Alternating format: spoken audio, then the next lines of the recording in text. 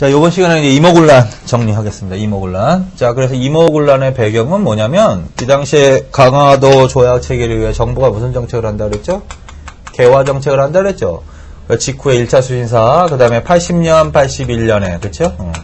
개화 정책, 근대화 정책을 추진해 나가더라는 거지, 정부가. 그래서 거기에 대한 근대화 정책을 추진해 나간 세력은 무슨 파였고, 개화파였고, 그치? 개화파. 반면에 여기에 대한 불만도 있었죠, 불만. 불만은 바로 누구겠어? 대원군을 포함해서 위정적사가들, 그렇지? 위정적사가들. 대다수의 유생들은 불만이 있었다. 그래서 뭐가 있었습니다. 81년에 이만손하고 홍제학의 만원 척사서 운동, 영남만인서하고 만원 척사서 상서운동도 전개된 거 맞죠? 그리고 심지어는 무슨 사건도 있었다? 이재선 사건. 그래서 고광을 폐위시키려는, 고정을 폐위시키려는 세력 사건도 있었다. 이게 이모군란 전의 상황이야. 자, 그래서 이 당시에 이제 개화를 추진해 나가려는 세력과 이것에 대한 반발 세력이 이제 계속 갈등하고 있었단 말이지. 그런데 이제 개화 정책 내용 중에서 또 뭐가 있어? 별기군이 있었죠, 별기군. 우리나라 최초의 신식군대. 거기에 또 불만을 갖고 있는 세력이 있었다. 그게 바로 구식군인이라는 거야. 구식군인들이 신식군대인 별기군과의 차별 대우에 불만을 갖고 있었다라는 거지. 불만. 그래서 이 구식군인이 차별 대우에 불만을 갖고 있었는데 때마침 이 구식군인들이 밀린 녹봉이 있었어. 녹봉. 그 녹봉을 지급받는 과정에서 그 불만이 폭발한 거야. 과정에서.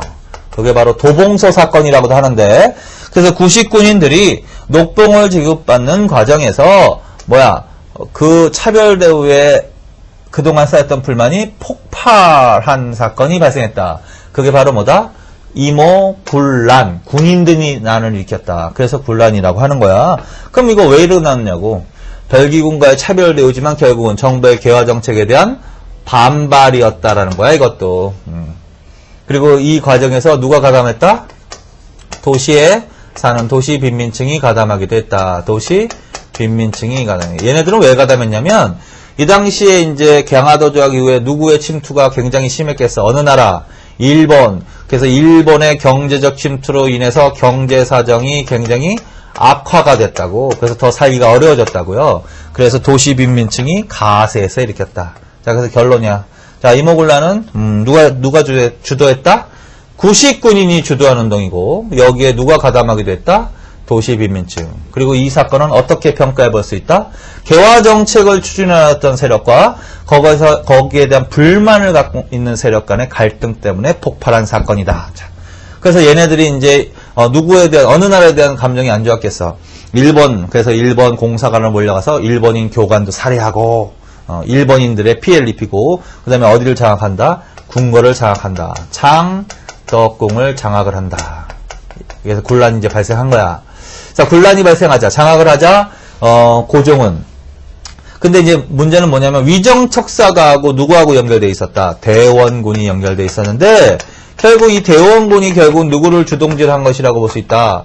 구식군인을 뒤에서 조종했다라고 여기서 여겨진 거야. 자, 그래서 결국은 얘네들의 불만을 무마시키기 위해서 고종이 다시 누구를 재등용한다. 대원군을 재등용한다. 자, 그래서 73년에 대원군이 퇴진한 이후에 다시 재등용되는 시점이 어떤 사건을 계기로다? 이모군란. 그러면서 이제 대원군이 권력을 잡은 다음에 그동안 정부가 해왔던 개화 정책을 후퇴시켜버리는 거야. 민씨 정권은 무너지고 이렇게. 그런데 이제 결론은 뭐냐면 이 민씨 정권이 청에 원군을 요청하거든요. 원군. 이 사건은 어떤 계기가 된 거냐면 청군하고 일본 군대가 한반도에 군대를 파견하는 계기가 된 사건이야. 일본군이 이때 한반도로 들어온단 말이야. 청군은 원병 요청을 받아 들어온 거고, 일본군은 이 당시에 일본인들도 피해를 많이 입죠. 그래서 들어온 거야. 근데 결국은 여기서 누가 개입을 하냐면 청군이 개입을 한다. 군사적으로 먼저 누가 선수를 쓴다? 청군이 개입을 한다. 그래서 청의 개입으로 이 사건은 진압을 합니다. 그래서 청군이 이 사건을 진압. 그러면서 이 사건이 끝나버린 거야. 그래서 이게 바로 이제 배경, 전개, 과정, 결과야. 그러면 이 사건 이후의 상황은 어떻게 되겠어? 청의 개입으로 진압이 됐기 때문에 결국은 뭐다? 대원군이 또 끌려갔다 그러지? 대원군은 그리고서 결론은 어떻게 된다? 이 청나라가 대원군을 이모군란의 주동자다라고 하면서 대원군을 청으로 압송한다. 청으로 끌고 간다. 그리고 다시 민씨정권이 들어선 거야. 다시 민씨정권이 들어선 거고. 그 다음에 당연히 누구의 내정 간섭이 심화되는 시기겠어? 청의, 그치? 청의 입지가 강화되는 사건이었습니다. 이렇게 평가할 수 있지. 청의 입지가 강화된다. 그래서 청의 내정 간섭이 강화되는 시기다. 그래서 강화도 조약 체결 이후에는 일본의 침투가 강화되는 시기라면 이모군란 이후로는 청의 내정 간섭이 어떻게 강화되는 결과를 가져온 사건이다. 구체적으로 청은 어떤 식으로 내정 간섭을 했냐는 거야. 그래서 군대를 주둔시키고 그다음에 고문을 파견하고 고문. 그래서 이모군란은 결과적으로 결과를 하는 거야 지금. 청으로부터 뭐가 파견되었습니다?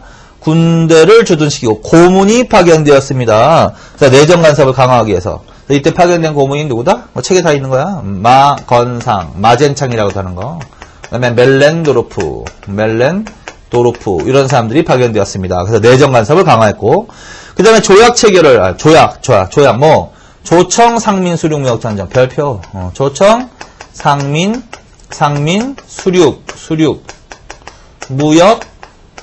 무역 장정이라는 것을 체결하면서 청의 침투를 강화하는 거야. 그거 반드시 외우세요. 그래서 조약이 또 하나 나왔어. 조선과 청이 맺은 조약이 또 나왔어. 조청 상민 수륙 무역 장정이야. 어떤 사건의 결과다? 이모군란의 결과다. 조청 상민 수륙 무역 장정, 이것도 사료지문으로 굉장히 잘 나오는 건데, 이 조청 상민 수륙 무역 장정은 정치적으로 청과의 군신 관계를 규정해놨어. 청과의 조선은 청과 대등한 관계가 아니다. 속방 관계다, 이렇게. 그래서 청과 군신 관계다. 강화도 조약에서는 일본과 체결한 강화도 조약, 조선은 자주국이라고 돼 있었지. 일본은 당연한 거지. 청을 배제시키려면. 근데 청나라는 한반도의 주도권을 장악하기 위해서는 청과의 무슨 관계를 유지하는 게 좋아? 조선과 군신 관계라는 걸 자꾸 강조를 하는 거지. 그래서 이거를 확실하게 규정했고, 그 다음에 이제 상민수륙 무역장정이라는 이 용어에서 보듯이 청나라 상인에게 특혜를 인정하는 조약이야. 청상인에게 특혜. 성상인에게 어디를 개방하냐면 한성, 양화진 이런 데를 개방해. 한성, 양화진이라는 것을 개방한다. 그래서 특혜를 인정하는 거야. 그래서 청상인의 내지 통상을, 이게 왜 특하냐? 왜 이게 내륙까지 들어와서 장사할 수 있는 것을 허가해 준 거야. 청상인에게만. 이게 왜 특혜냐? 그거 하셨죠? 강화도 조약 체결 이후에는 일본 상인들은 내륙까지 못 들어온단 말이야. 이 당시도 마찬가지야. 개항장 심리 내에서만 활동이 가능한데 청상인은 내륙까지 들어와서 장사할 수 있는 특혜를 준 거지. 그래서 청의 경제적 침투가 강화되는 결정적인 기가 된 사건이다. 그래서 이거 경제적으로도 의미가 있어. 자, 조청 상민 수륙 무역 장정이다. 이렇게. 그래서 요거. 자, 그 다음에 반면에 일본. 자, 일본도 이때 많이 피해를 입었어. 그래서 조선을 압박해서 조약을 하나 체결해. 그게 이제 제물포 조약이야. 제물포 조약. 반드시 제물포 조약. 그래서 이모군란 이후에 두 개의 조약을 기억하세요. 제물포 조약과 조청 상민 수륙 무역 장정. 요거는 조선과 청이 맺은 거고, 상민 수륙 무역 장정은 제물포 조약은 누구와 맺은 거다? 조선과 일본이 맺은 거야. 그래서 배상금을 지불해라. 이 군란의 주모자를 처벌해라. 이런 것들도 나와 있지만, 반드시, 거기 어디에 나와 있어? 534페이지 제물포 조약 내용 있죠? 동그라미 2번에. 거기서 네 번째, 일본 공사관을 경비할 군대 주둔을 허용할 거. 그거 줄 반드시 쳐놓으세요. 그리고 별표 쳐놓으세요. 이 제물포 조약은 그 앞에 거는 배상금 지불해라, 주모자 처벌해라 그런 내용이니까 이 사건과 관련이 있는 거고 반드시 이걸요. 자, 제물포 조약의 의의는 뭐다? 일본 공사관 경비병 주둔을 허용한 조약이다. 이걸 이렇게도 표현한다. 일본 군대의 주둔을 허용한 조약이다. 이렇게. 이게 어디에 들어가면 안 된다? 강화도 조약에 들어가면 안 된다. 일본 군대 주둔을 허용한 조약이 뭐다? 제물포 조약이다. 자, 그거 반드시 기억하세요. 거기까지. 자, 그래서 이게 바로 뭐다? 이모군란의 결과야. 그 다음에 이제 제물포 조약 이후에 동그라미 3번도 쫓아놓으세요. 제물포 조약, 그러니까 이모군란 직후에 제물포 조약 이후에 일본에 또 사신이 파견된다. 그건 3차 수신사라고 돼. 3차 수신사. 그래서 김옥균, 박용효 거 쫓아놓고 이 사람들이 처음으로 뭘 사용했다? 태극기를 처음 사용했다. 그래서 외국에 파견된 사신들에 의해서 우리나라의 태극기가 처음 사용됐는데 그 사건과 그 내용과 관련 있는 사건을 하면 이모군란입니다. 그래서 여기까지. 자, 그래서 이게 바로 이모군란의 전개 과정이야. 자, 배경은 뭐라고? 개화 정책을 추진하는 세력과 그걸 막으려는 세력 간의 갈등 때문에 일어났다. 누가 일으켰다고요? 구식군인과 도시빈민층 합세. 신식군대와의 차별대 후에 불만을 품고 군인들이 어디를 장악했다고? 궁궐. 그래서 과정상에서 대원군이 재등용. 그러나 결국은 어떻게 된다고 이 사건은? 청의 개입으로 진압. 그래서 결과 어떻게? 청의 내정 간섭이 강화. 어떻게 강화돼? 군대를 주둔시키고, 그 다음에 고문을 파견하고, 마건상 멜렌도르프, 그 다음에 조약을 체결하고, 조청 상민 수륙 무역 장정. 그거 반드시. 그래서 조약 2개 외우세요. 1번가는 뭐고? 제물포 조약. 제물포 조약. 이건 무엇을 허용한 조약이라고? 일본 군대의 주둔을 허용한 조약. 일본 공사관 경비병 주둔.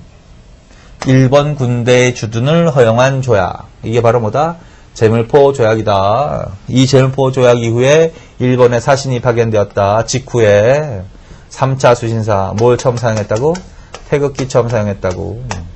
자, 그 다음에 청과 맺은 조약은 뭐라고? 조청 상민 수륙 무역장. 조청 상민 수륙 무역장정. 수륙 무역장정. 이 내용은 어떤 내용이라고요? 조선과 청은 군신관계라는 것을 명확히 해놨고 청상인에게 어디를 개방했다고? 한성 양화진이 개방되는 거야. 그러면 조청상민 수륙 무역장정으로 가는 거야. 자, 그래서 이모군란의 결과. 있을 정도. 자, 그 다음에 뭘로 가겠습니다. 갑신정변으로 가는 거야. 자, 갑신정변.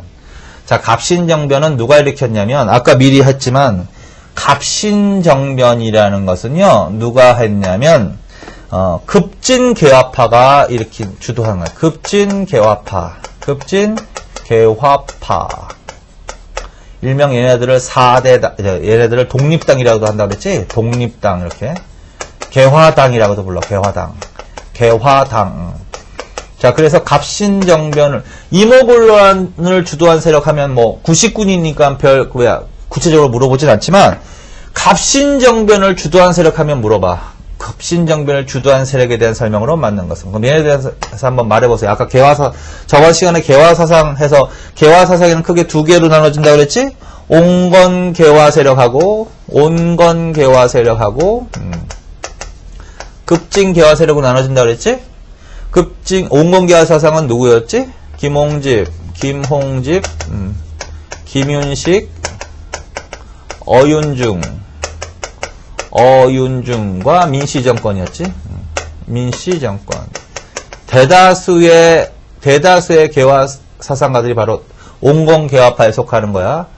이 둘 중에서 누가 더 고위 관료지? 얘네들이 고위 관료지. 그래서 이모군란 이후에 고위 관료에서, 특히 고위 관료에서 지배 세력이지, 얘네들이. 이 둘 중에서 온건개화는 어떤 입장이야? 점진적인 근대화. 그래서 얘네들은 어느 나라를 모델로 한다고 그랬지? 청의 양무운동을 모델로. 그래서 동도서기, 중체서영, 화원양제가 여기에 입장이지. 둘 중에서 청과의 관계는 지금 당장은 없앨 수 없다라는 애가 누구지? 얘네들이지. 그래서 얘네들은 청과의 관계를 유지. 그래서 얘네들 4대당이라고 부르는 거야. 네. 반면에 급진개화파는 누구 말하는 거지? 김옥균, 그 다음에 박영효, 홍영식, 서광범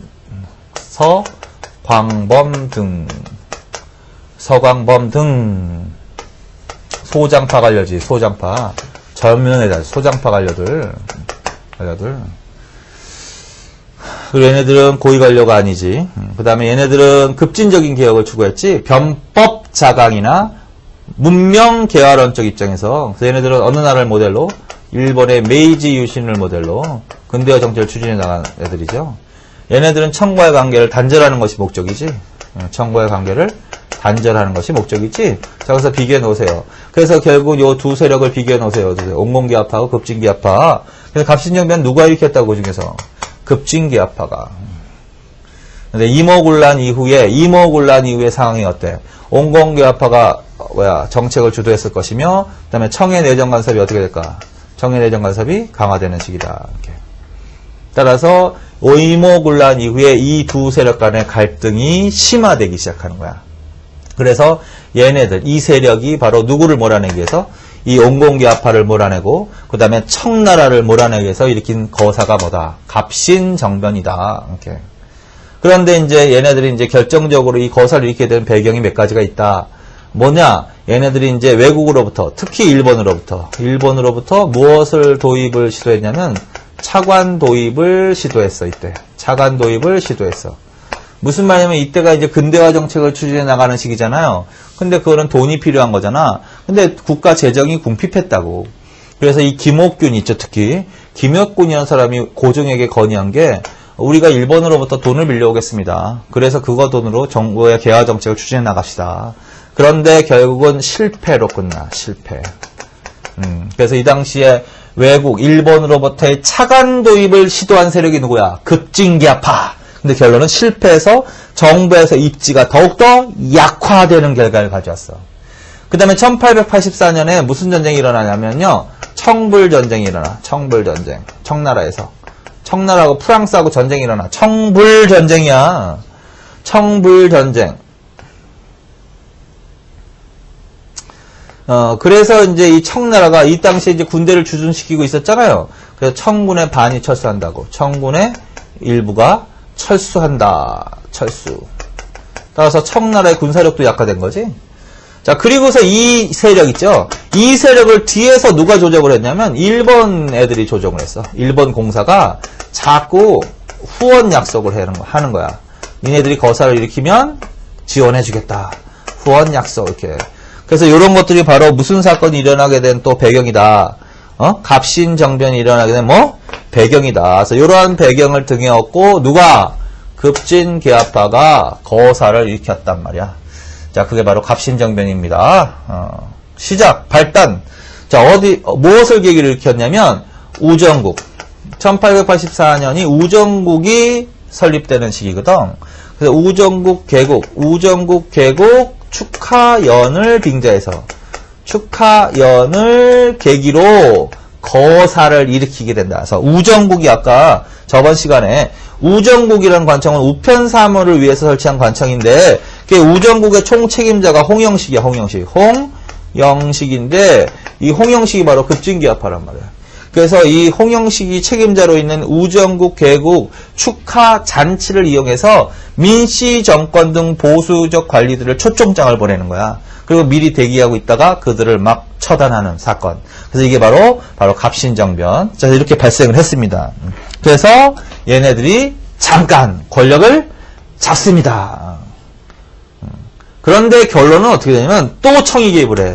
또 청나라가 어떻게? 개입을 해. 청나라. 그래서 청나라가 또 적극적으로 개입을 한단 말이야. 그래서 결국 이 사건은 3일 만에 실패로 끝나. 그걸 3일천하라고 해. 3일천하. 그래서 갑신정변을 주도했던 요 세력은 3일 동안 딱 권력을 잡았다가 청의 개입으로 또 어떻게? 3일천하로 실패합니다. 실패로 끝났습니다. 여기까지.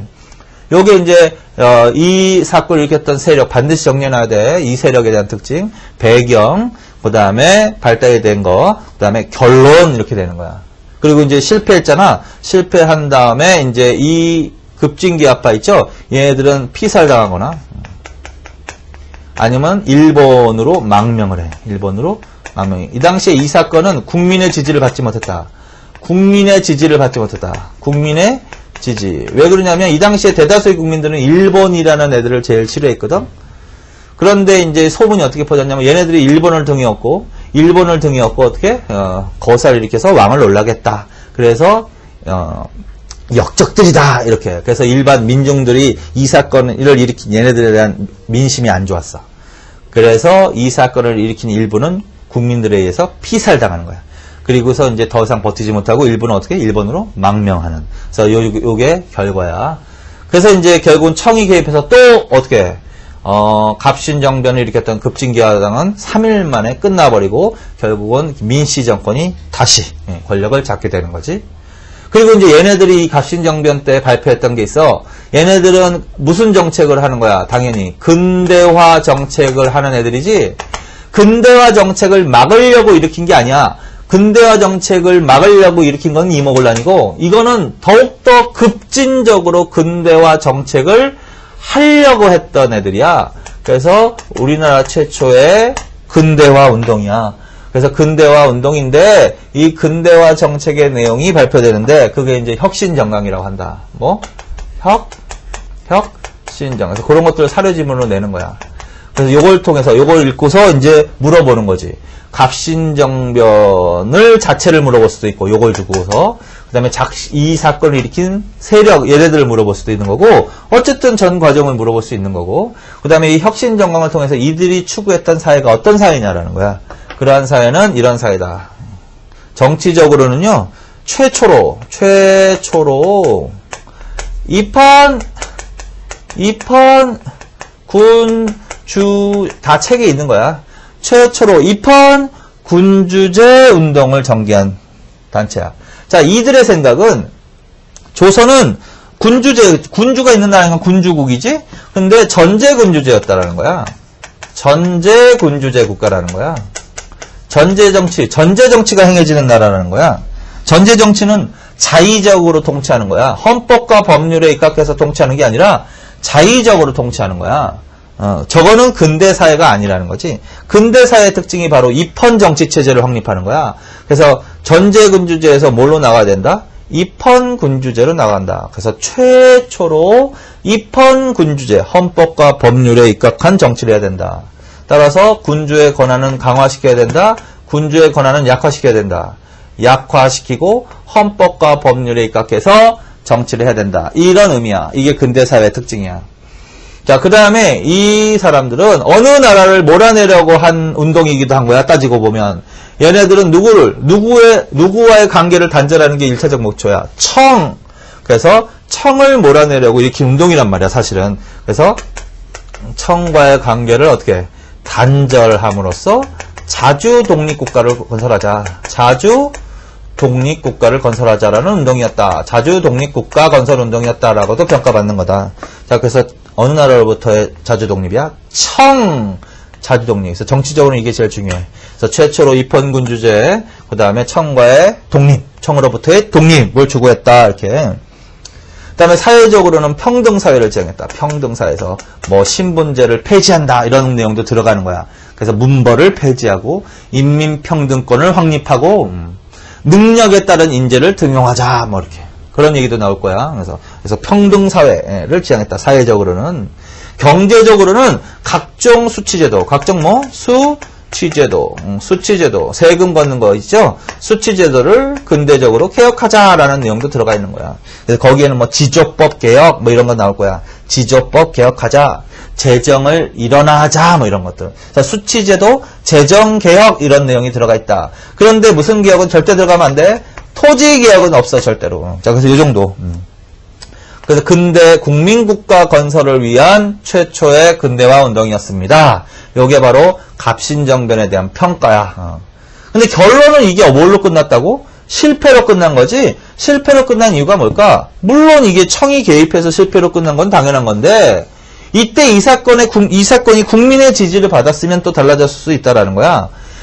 어떤 개혁운동은 반드시 민중의 지지가 있어야 될 건데 민중의 지지를 받지 못했다라고 하셔야 돼. 그래서 이게 실패한 가장 근본적인 원인이라고 볼 수 있는 거야. 이 사건이 실패한 가장 근본적인 원인은 뭘 들 수 있다? 국민의 지지를 받지 못했다. 자, 그래서 이 갑신정변 이렇게 좀 내용이 점점 많아지기 시작하죠. 그래서 갑신정변 다시 갑신정변을 일으킨 주도 세력 있지 반드시 정리해놔. 그리고 배경 전개 과정은 크게 읽고, 그 다음에 결과까지, 그 다음에 혁신정강 반드시 한번 읽어. 이걸 통해서 이들이 추구했던 사회가 뭐다? 정치, 경제, 사회면으로 이러한 사회다. 요거 중요하다. 자, 그래서 요 정도로 정리해 놓으시면 된다.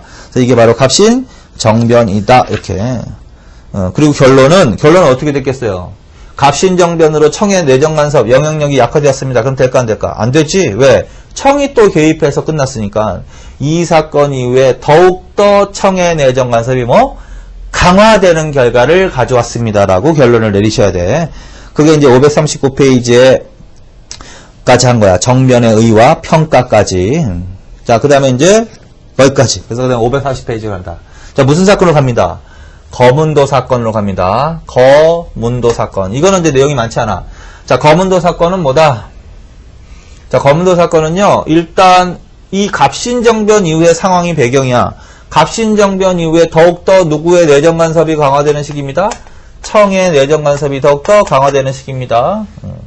그래서 너무 강화되니까 이때 갑신정변이 어떤 정부 내에서 어떤 내용이 나오냐면 고종과 민씨정권, 명성황후라고 하는데 민비라고 하죠. 보통 고종의 부인을. 그래서 그 명성황후 민씨가 부인이 되면서 이 민씨들이 정권을 장악하기 시작한 거거든.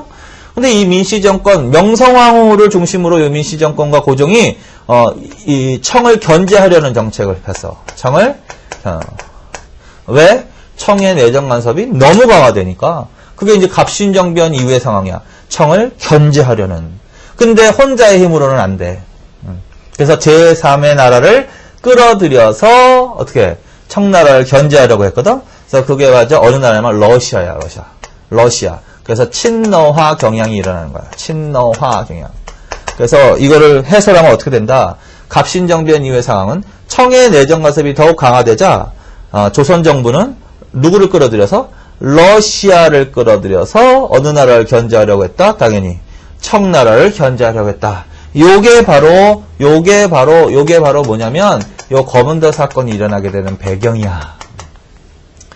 그래서 이 친러화 경향에 따라서 이때 조선 정부하고 러시아가 긴밀하게 연락을 취하고 러시아가 막 남하 정책을 하더라는 거야. 그래서 요 거문도 사건이 발생했는데 이 러시아와 경쟁 관계에 있었던 나라가 영국이라는 거예요. 영국이 한반도에서의 러시아의 남하를 저지하기 위해서 결국은 영국이 러시아를 견제하기 위해서 어디를 점령해버렸다? 거문도라는 곳을 군대로 점령한 사건이야. 이게 바로 뭐다? 거문도 사건입니다. 1885년에. 자, 그래서 1885년에 거문도 사건 반드시 기억하세요. 그래서 영국, 러시아 견제, 거문도 점령. 그럼 이게 왜 일어났냐고. 이 당시의 상황이 어땠을까? 러시아 친러화 경향이 나타나면서 러시아의 남하 정책이 추진되던 시대다. 이걸 막기 위해서 이렇게. 그래서 이제 이게 거문도 사건이 발생했습니다. 그래서 이제 한반도가 어떻게 강대국들의 각축장이 돼버린 거야.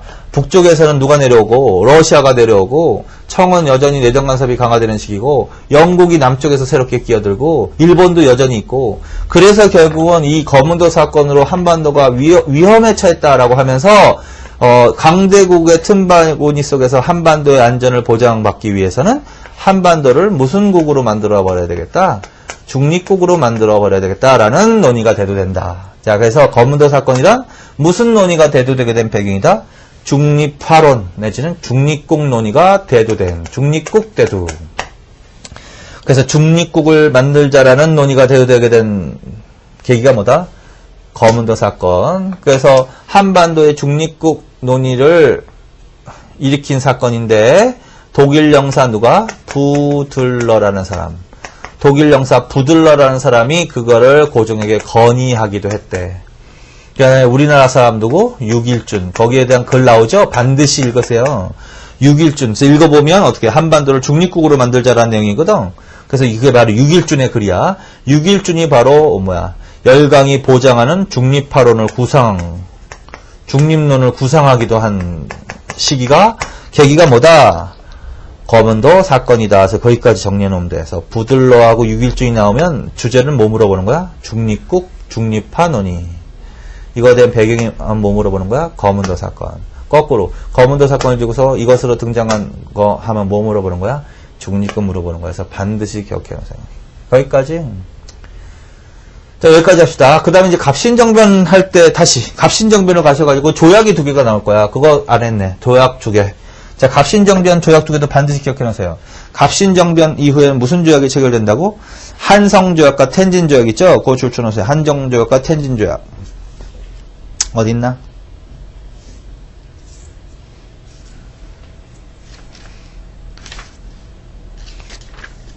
(538페이지에) 있네. 한성조약과 텐진조약과 반드시 줄쳐 놓으세요. 자, 그래서 자, 갑신정변 이후에 아까 이모곤란 이후에도 2개 조약이 있었지? 갑신정변 이후에도 2개 조약이 있어야 돼. 하나는 한성조약과 하나는 뭐다? 텐진조약이다. 그리고 그것도 반드시. 그리고 한성조약은 누구하고 맺은 거냐면 일본하고 맺은 조약이야. 조선과 일본이. 요때도 일본 공사관이 소실되는 등 피해를 입었거든? 자, 그래서 한성조약에다 쓰세요, 거기다가. 조선이 한성조약을 통해서 뭘 부담하게 됐냐면, 일본 공사관 신축 비용 부담이라고 쓰세요, 반드시. 그리고 그것만 기억해, 그냥. 그 나머지 눈을 읽고. 그래서 갑신정변을 일본 공사관이 불에 탄다고. 그래서 한성조약을 체결하고 일본 공사관 신축 비용을 부담하는 내용이 들어가 있다. 그건 무슨 조약으로 간다? 한성조약. 일본 공사관 경비병 주둔을 허용했다. 그럼 무슨 조약으로 간다? 재물포조약. 태극기, 일본에 파견된 사신들에 의해서 태극기가 처음 사용되었다. 그럼 뭘로 간다? 재물포조약 이후. 그 다음에 텐진조약. 텐진조약은 누구와 맺은 조약이다? 청과 일본이 맺은 조약. 이거는 조선은 아니고 청과 일본이 맺은 조약이야. 청과 일본이 맺은 조약인데 여기서 무엇을 합의했다? 그거 다 줄쳐 놓으세요. 뭐? 텐진조약은 어떻게 돼 있어? 거기 니은에 양국 군대 철수시키고 장차 조선의 군대를 파병할 경우에는 사전에 상대국에 통보할 것을 약속했다고 줄쳐 놔. 그래서 텐진조약은 청과 일본이 무엇에 합의한 조약이냐면 양국 군대 철수. 양국 군대 어떻게? 철수에 합의한 거야. 그러면 양국군대, 청일 양국군대가 한반도에 들어오게 된 계기가 무슨 사건이었죠? 그 이모곤란이었지, 이모곤란. 그러다가 이제 어느 때 나간다고? 갑신정변, 텐진조약으로 나가는 거야. 근데 이제 장차 어떻게, 한반도에 군대를 파견할 시에는 상대국에 사전 통보한다. 이렇게 돼 있는 거지. 그리고 실제로 이 텐진조약이 나중에, 거기 동그라미 3번. 텐진조약은 나중에 동학농민운동이야. 동학. 거기 줄쳐놓으세요. 동학운동이 일어났을 때 어느 나라 파병 구실로 사용되었다? 일본 군대 파병의 구실이 되었다. 그게 바로 무슨 조약이다? 텐진조약이다. 그럼 어느 때 다시 들어오는 거야? 동학운동을 계기로 다시 들어오는 거야. 그래서 거기. 그래서 이런 내용이 나오면 무슨 조약으로 간다? 텐진조약으로 가십니다. 자, 그래서 이제 갑신정변 거문도 사건까지 하신 거예요. 자, 여기까지 해놓고 방공령은 여기 없는데 경제 부분에서 할 거야. 근데 개념 정도만 알아놔. 방공령은 대일본 식량 수출 내지는 유출 금지령이야. 어쨌든 한반도에서 일본으로 쌀이 빠져나가는 것을 금지하는 명령이야. 이걸 뭐라 그런다? 방공령. 여기는 뭐 쌀뿐만 아니라 콩 등 식량이라고 하시면 돼. 그래서 대일본 식량 유출 금지령. 이걸 뭐라 그런다? 세 글자로. 방공령이라고 한다. 그게 이제 집중적으로 선포됐던 시기가 이 시기라고. 1889년 이후. 그래서 이거 하나만. 개념만 이건 알아두세요. 나중에 또 할 거니까. 자, 그래서 여기까지 정리를 하신 거야. 자, 여기까지는 뭘 했냐? 지금 흥선대원군부터 1880년대 주요 사건을 주로 정리를 하신 거야.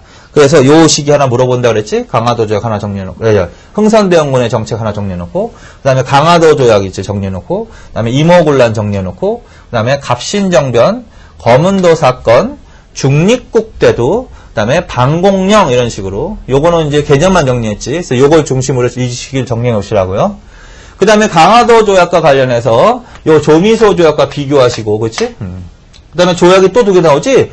이 이모곤란 이외에 제물포조약, 조총삼민수륙역정정, 갑신정변이온, 한성조약과 텐진조약. 그래서 이 조약들에서 문제가 나온단 말이야. 반드시.